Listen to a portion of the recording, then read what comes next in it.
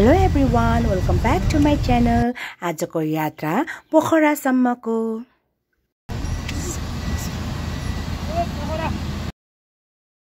अहिले चाहिँ पोखराको फेवातालमा रहेको तालबराई मन्दिर जाने क्रममा हामीहरू।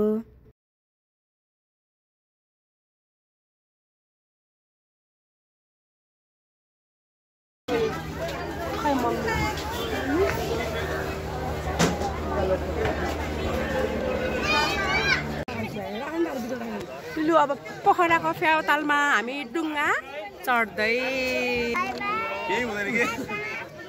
मम्मी, ड्याडी,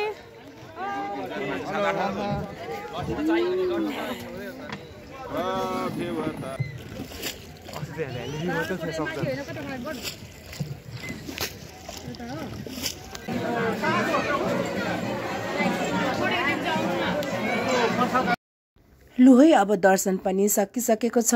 अब पर म हजुरहरूलाई एउटा त्यहाँनिर एउटा स्तूपा देखाउँछु, हेर्नुहोस् है।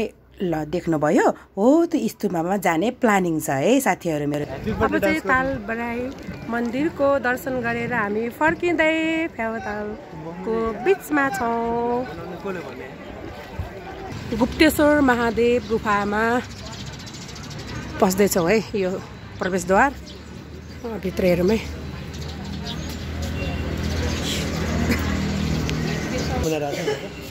यहाँ पनि के पसलले पसल छ अनि कतापट्टि ल भने यता हो गुप्तेश्वर महादेव जाने बाटो यता। यता गुप्तेश्वर महादेवको ticket counter.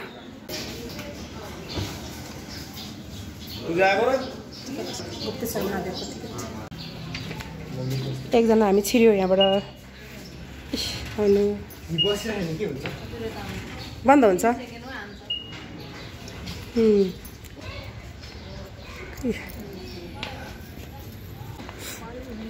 Gupteshwar Mahadev.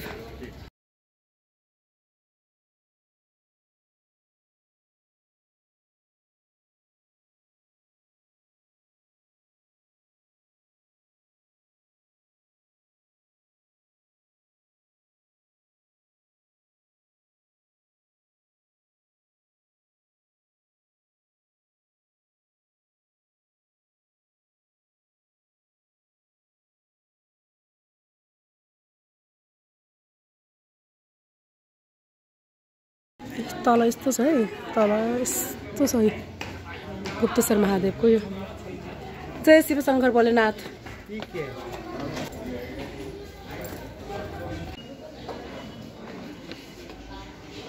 No photography and no video recording है।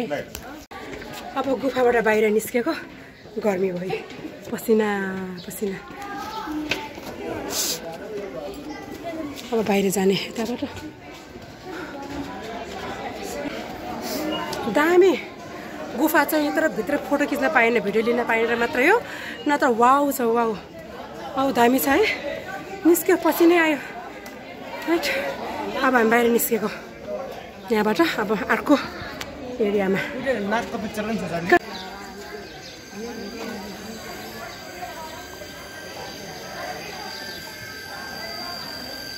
गुप्तेश्वर महादेव गुफा।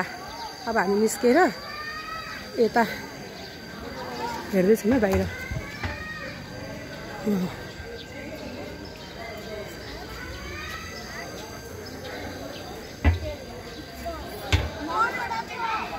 पुम्दीको 108 प्रकारका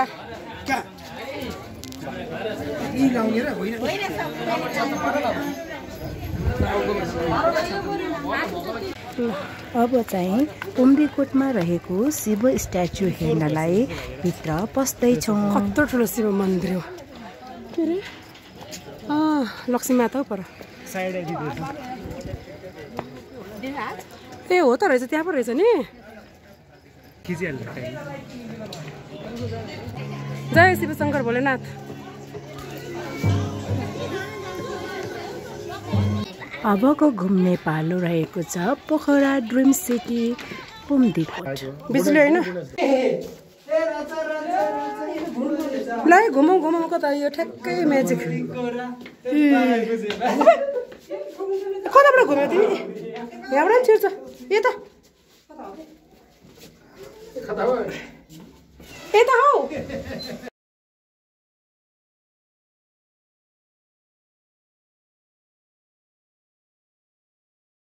माथि एउटा यहाँ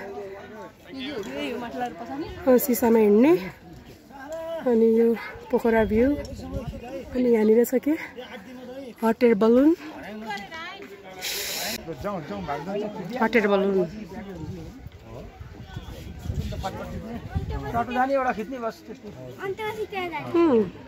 उज्यालो आयो त उज्यालो आएको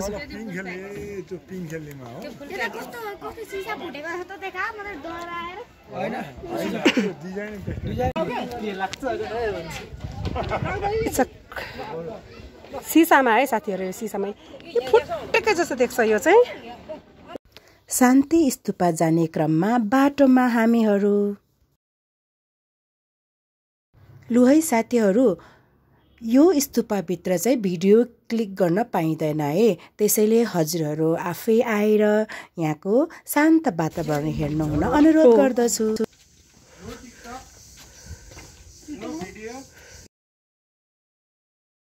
चिट्टिक्क परेको डोको यो स्यागु हो अनि यो हलो यो जाँत डिकी जाँत हो अनि यो चाहिँ यसको नाम आउँदैन मलाई कुर्लुङ अनि यो हँसिया भइहाल्यो यो डालो सानो घर